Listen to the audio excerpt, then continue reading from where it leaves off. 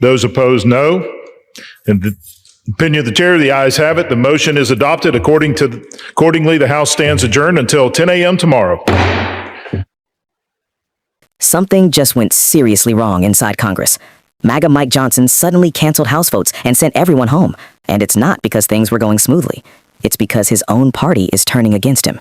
Republicans are panicking, polls are collapsing, and now even insiders are saying, we might lose everything. So what pushed things to this breaking point? Behind closed doors, Republicans aren't united anymore.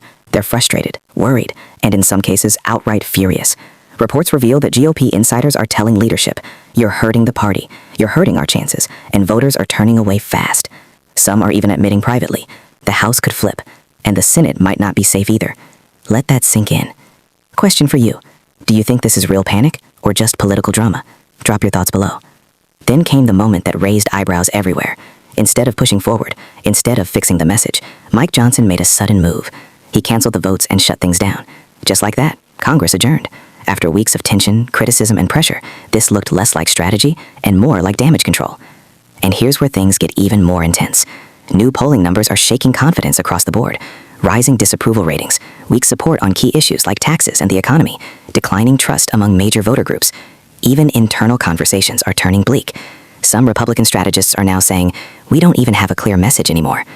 And when a party loses its message, it starts losing voters. So what did leadership try next? A rebrand. Yes, instead of changing policy, they tried changing the name of a major bill. They took a widely criticized bill and gave it a new label, Working Families Tax Cuts, then introduced a resolution to celebrate it. But here's the problem. Critics immediately called it out. The name doesn't even exist in the bill itself. And that turned the entire move into a moment of embarrassment.